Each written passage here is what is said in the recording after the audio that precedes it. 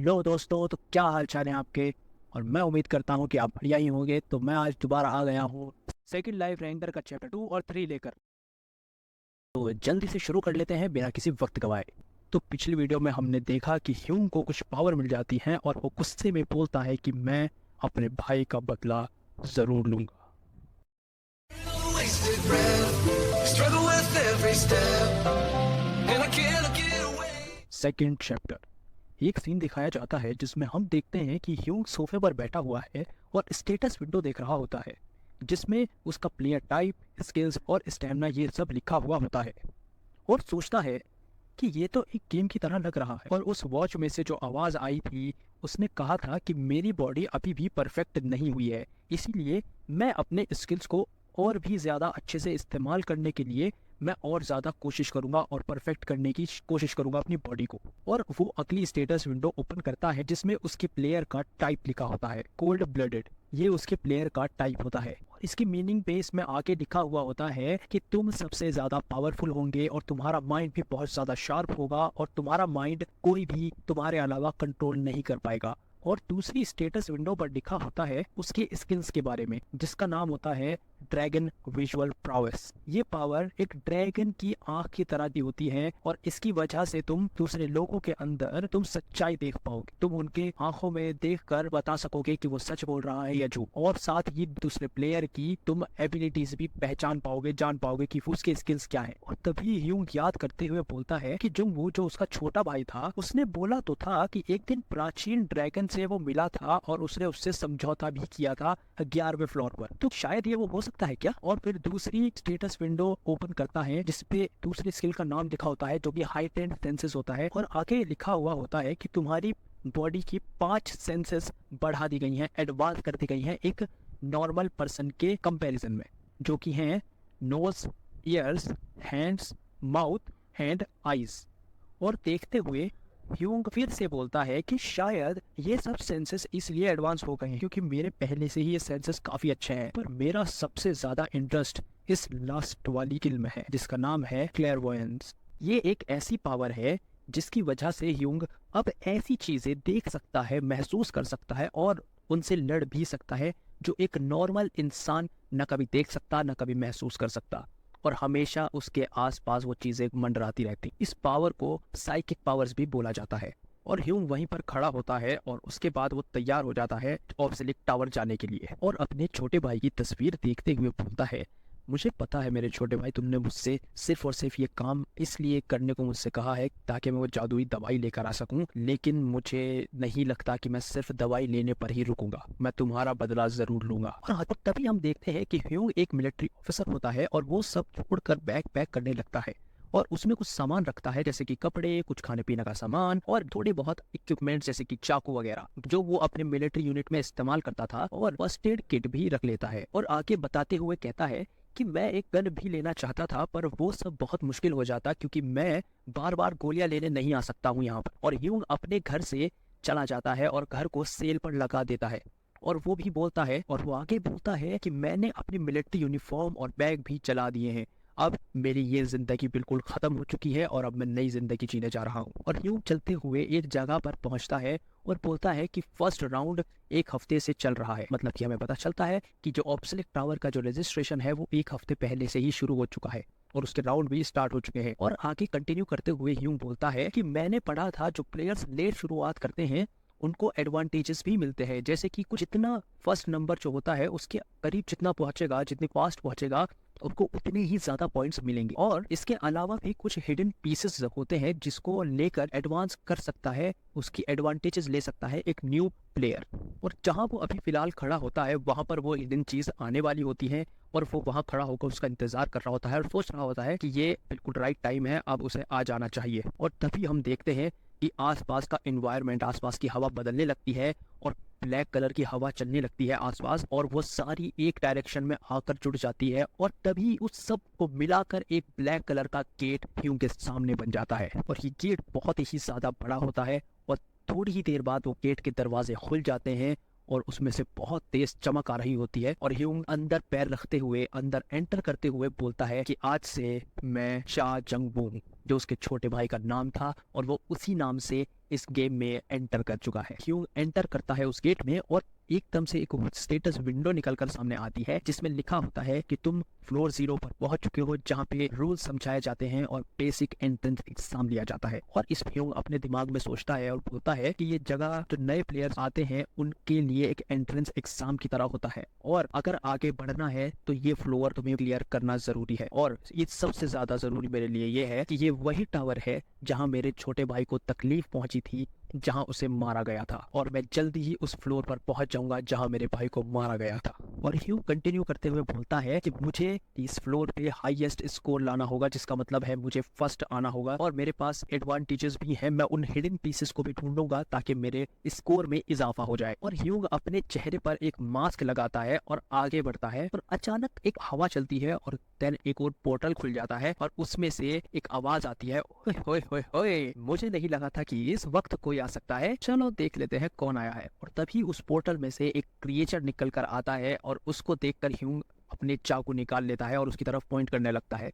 और वो क्रिएचर उस पर बोलता है कि नहीं नहीं, अब ये करके मेरा दिल तो ना तोड़ो तुम, कम से कम ये चाकू के बिना भी तो हम बात कर सकते हैं ना। और बोलते हुए कंटिन्यू करता है कि मैं यहाँ का फ्लोर मैनेजर हूँ और मेरा नाम है इबुल केरा, मुझे तुमसे मिलकर बहुत अच्छा लगा। और वो ह्यूंग उसकी बात सुनकर शांत होता है और वो अपने चाकू नीचे कर लेता है। और ये सब देखकर फ्लोर मैनेजर समझ जाता है कि इसको हमारे बारे में पहले से ही कुछ ना कुछ तो जानकारी है, इसलिए इसने इतनी आसानी से मुझ पर भरोसा कर लिया। और इसी के बाद फ्लोर मैनेजर बोलता है कि लगता है तुम शायद हमारे बारे में जानते हो, चलो अच्छा ही है क्योंकि तुमसे बात करने में आसानी भी होगी और तुम्हें रूल समझाने में भी हमें मजा आएगा। क्या तुम शर्मीले हो, इस वजह से तुमने मास्क पहना है? चलो खैर सारी बात छोड़ते हैं, चलो मैं तुम्हें इस फ्लोर के रूल समझा देता हूँ। तो ये फ्लोर 7 हिस्सों में बटा हुआ है अलग अलग, और इसमें ए से लेके जी तक के ब्लॉक्स हैं जिनको तुम्हें पार करना है, वो भी दिए गए समय में। और इस तरह से तुम चुनौतियों को पार करोगे, उसके बारे में सोचोगे, उसके बारे में किस तरह से उसको टैकल करोगे, इस बेस पर हम तुम्हारे स्कोर को बताएंगे और फाइनल रिजल्ट तुम्हें कैलकुलेट करके बता दिया जाएगा और अनाउंस कर दिया जाएगा कि फाइनल स्कोर तुम्हारा क्या आएगा। और जितना ज्यादा तुम्हारा स्कोर होगा उतना ही बड़ा इनाम भी मिलेगा। और बस तुम्हारे पास टाइम 30 दिनों का होगा। लेकिन ये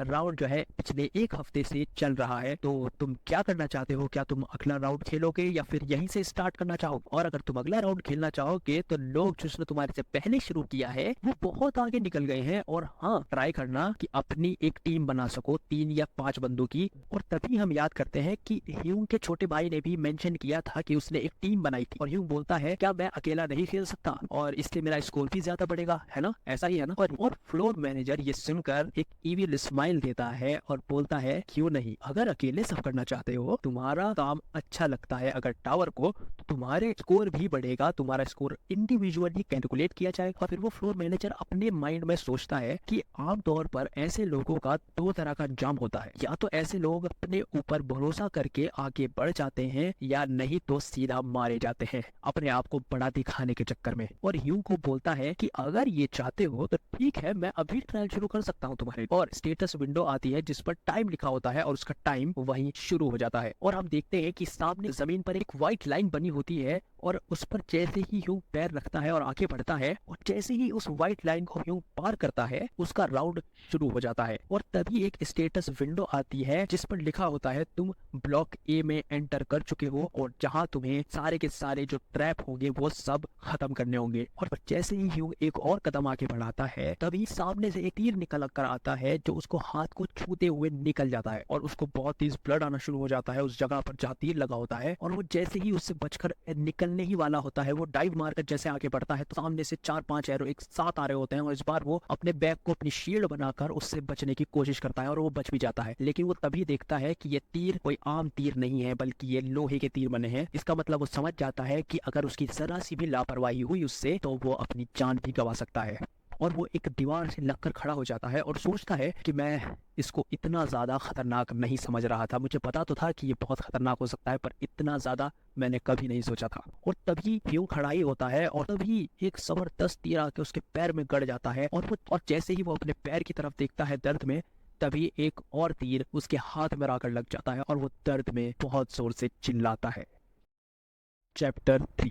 एक सीन दिखाया जाता है जिसमें ह्यूंग घायल है और दीवार से लगकर चल रहा है, और तभी एक स्टेटस विंडो पर लिखा आता है कि पिछले हमले से तुम शॉक हो गए हो, तुम सहम गए हो, तुम्हारी पूरी बॉडी अब बहुत ज्यादा दर्द में है, पर तुम्हारा प्लेयर नेचर जो कि है कोल्ड ब्लडेड, वो तुम्हें नॉर्मल रखेगा, वो तुम्हें ज्यादा पेन महसूस नहीं होने देगा। और अगली स्टेटस विंडो में लिखा होता है अब तुम्हारी बॉडी इस पेन को झेलना सीख चुकी है, अब तुम्हारी बॉडी इस पेन के लिए तैयार हो गई है। और तभी ह्यूंग सोचता है मुझे पता तो था कि ये गेम खतरनाक होने वाला है, लेकिन ये इतना ज्यादा खतरनाक होगा मैंने कभी नहीं सोचा था, और अगर मैं शुरुआत में ही ऐसा हो जाऊंगा तो मैं तो आगे चलकर पागल हो जाऊंगा, इसलिए मुझे अभी से ही सब कुछ सही से कर चलना होगा। और ह्यूंग के जो हाथ में तीर लगा हुआ होता है उसे दूसरे हाथ से पकड़कर उसको बहुत जोर से बाहर की तरफ से खींचता है और दर्द में बहुत जोर से चिल्लाता है। और उसके बाद वो बैग में से लाइटर और रुई निकालता है और उस रुई को गर्म करते हुए दिखाते हैं, और उसके हम देख सकते हैं कि उसके हाथ कपकपा रहे हैं दर्द में, और वो उस रुई को गर्म करता है और जहां जहां उसके घाव होते हैं वहां वहां वो रुई लगाता है और अपने घाव को जला लेता है। और तभी एक स्टेटस विंडो आती है और उस पर लिखा होता है तुमने अपने जख्मों को जलाकर जलने को सहन करना भी सीख लिया है। और अब ह्यूंग अपने दोनों हाथों में चाकू पकड़कर आगे बढ़ता है और सोचता है कि जब भी मुझ पर तीरों का हमला हुआ है वो बिल्कुल एक परफेक्ट टाइमिंग के साथ हुआ है, और उसी के साथ बहुत हल्की सी तीरों के छूटने की आवाज भी आई थी। मैं इन तीरों को अपनी आंखों से यहाँ बिल्कुल नहीं देख सकता क्योंकि यहाँ बहुत ही ज्यादा अंधेरा हो रहा है। और वो आगे कंटिन्यू करते हुए बोलता है कि मुझे लगता है कि ये तीर जो है वो एक मशीन से छूट रहे हैं, क्योंकि मुझे एक गियर व्हील की आवाज आई थी तीर के छूटने के समय, और मुझे उसी आवाज को दोबारा से सुनना होगा और इसी तरह से मैं तीरों का पता लगा सकूंगा। और तभी ह्यूंग अपनी एक स्किल को यूज करता है जो कि होती है हाइटेंड सेंसेस, और एक स्टेटस विंडो आती है उस पर लिखा होता है कि तुम्हारी सुनने की शक्तियां बढ़ा दी गई हैं। और अब ह्यूंग को और क्लीन आवाज आने लगती है, छोटी से छोटी आवाज ह्यूंग को आने लगती है, और वो कॉन्सेंट्रेट करता है सिर्फ और सिर्फ गियर व्हील की आवाज पर। और अचानक एक गियर व्हील के चलने की आवाज आती है और ह्यूंग ऊपर छत की तरफ देखा है और बोलता है मिल गया, और जोर से अपना चाकू फेंकता है उस गियर व्हील पर, और उसका निशाना इतना परफेक्ट होता है कि वो मशीन में जाकर लगता है, वो मशीन छत से गिर जाती है और नीचे गिरकर नष्ट हो जाती है। ह्यूंग स्माइल करता है और सोचता है कि अब मैं इसको ढूंढ सकता हूँ।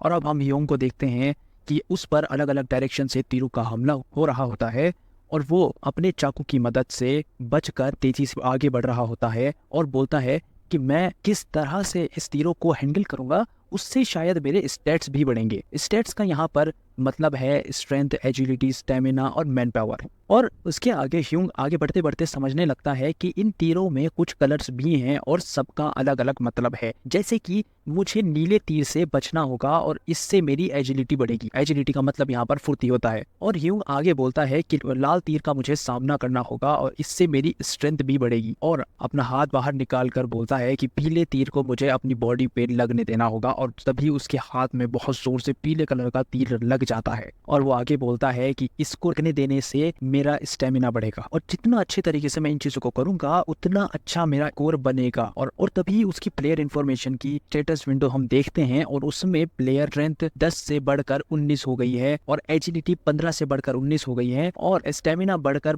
12 से 14 हो गया है। और आगे हमें इसमें छोटा सा एक नोट दिया जाता है कि चा ह्यूंग वू का जो नेम है उसमें स्पेलिंग मिस्टेक है, उसका नाम गलत है, और इसका सही नाम जो है आप देख सकते हैं कि अगली स्टेटस विंडो में जो दिखाया गया है चा युन वू, ये इसका सही नेम बताया है राइटर्स ने, उनसे स्पेलिंग मिस्टेक हो गई है तो उन्होंने यहाँ पे एक छोटा सा करेक्शन दिया है। और अभी स्टोरी पर आते हैं, और तभी हम देखते हैं कि ह्यूंग की बॉडी से खून निकल रहा होता है, उसके सारे कपड़े खून में भीग जाते हैं। युन वू बोलता है कि मेरी स्ट्रेंथ, स्टेमिना और एजिलिटी तो बढ़ रही है, पर मुझे ये समझ नहीं आ रहा है कि मैं अपनी मैन पावर कैसे बढ़ाऊं। और फिर हम एक जगह देखते हैं जहाँ फ्लोर मैनेजर सबको स्क्रीन्स पर देख रहा होता है, पर फ्लोर मैनेजर स्पेशली युन वू को देख रहा होता है और बोलता है कि मैं जितना ज्यादा इसको देख रहा हूँ मुझे बहुत ज्यादा इंटरेस्टिंग लग रहा है, और मुझे तो ऐसा लग रहा है कि ऐसा प्लेयर पहली बार आया है, और मेरा ध्यान ब्लॉक ई में खेल रहे प्लेयर से ज्यादा ब्लॉक ई वाले प्लेयर में ज्यादा जा रहा है। इस बंदे में कुछ तो बात है, पर अगर इसने पड़ाव पार कर भी लिया तो आगे चलकर इसके सामने बहुत ही ज्यादा मुश्किल चुनौतियां आएंगी, पर अगर इसने यही समझदारी के साथ चला तो शायद उसको भी पार कर ले। और उसके बाद फ्लोर मैनेजर स्माइल करते हुए बोलता है कि पर इन सब को देखकर मुझे बहुत मजा आ रहा है। और इसके बाद एक स्टेटस विंडो दिखाई जाती है और उसमें लिखा होता है कि तुम अंतिम पड़ाव पर पहुंच गए हो।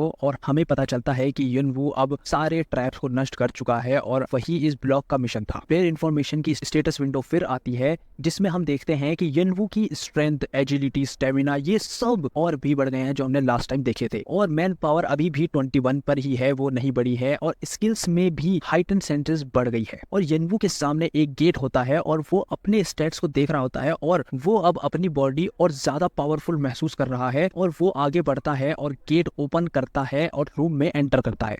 और तभी सामने से युनवू की तरफ एक तरह की पावर आ रही होती है और एक स्टेटस विंडो आती है जिसमें लिखा होता है कि अब तुम्हारे घाव भरने शुरू हो रहे हैं। और वो पावर युनवू के चारों ओर आ जाती है और सारे घाव भरने लगते हैं। और युनवू आगे बढ़ता है और सोचता है कि शायद यहाँ प्लेयर्स रेस्ट करते हैं। और आगे बढ़ते हुए उसको थोड़ा सा चक्कर आने लगते हैं और उसकी आंखें बंद होने लगती हैं और वो जमीन पर गिर जाता है। थोड़ी देर बाद युनवू अपनी आंखें खोलता है धीरे धीरे और बोलता है कि क्या मैं सो गया था।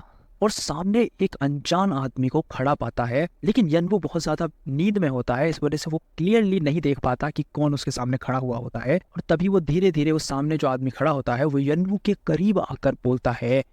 और तभी युनवू की सारी नींद एक सेकंड में छूम मंतर हो जाती है और घबराकर पीछे होता है और देखता है कि ये बंदा आखिर है कौन और मुझे इसका पता कैसे नहीं चला। मेरी हाइटेड सेंटर्स तो ओपन ही है, अभी भी ओपन है। और थोड़ी देर सोचकर बोलता है कि क्या तुम एक मिस्ट्री मर्चेंट हो। मिस्ट्री मर्चेंट वो होते हैं जो गेम के बीच बीच में अनोखे सामान लेकर आते हैं बेचने के लिए प्लेयर्स को, जिनका फायदा मिलता है प्लेयर्स को आगे चलकर। और वो मिस्ट्री मर्चेंट युनवू की बात पर रिप्लाई करते हुए बोलता है कि लगता है तुमने मुझे पहचान ही लिया, तो मैं अपने बारे में तुम्हें थोड़ा और बता देता हूँ कि मैं यहाँ का एक मिस्ट्री मर्चेंट हूँ और मेरा नाम है ए। और आगे बोलता है मर्चेंट एंड पॉइंट पर आते हैं और प्लेयर्स को वो देते हैं जिसकी उनको जरूरत पड़ेगी आगे चलकर और उसके बदले में उनसे पेमेंट लेते हैं। मैं एक ऐसा मर्चेंट हूँ जो छोटी से छोटी, बड़ी से बड़ी इस दुनिया की हर चीज बेच सकता हूँ, हर चीज है मेरे पास। और युनवू से पूछता है कि क्या तुम्हारे दिमाग में कोई चीज आ रही है सर। और युनवू के सामने एक स्टेटस विंडो ओपन होती है जिसमें बहुत सारी आइटम्स होती हैं। और सबसे पहली उसमें आइटम होती है मेडूसा का जहर और सोने की बकरी का सींग, तैमुत की बाई आंख और बहुत सारी चीजें। और मर्चेंट बोलता है कि ये सब बहुत ज्यादा अनोखा है और ये सब शुरुआती प्लेयर्स जो रूल्स अभी सीख रहे हैं, अभी जो फ्लोर 0 पर हैं,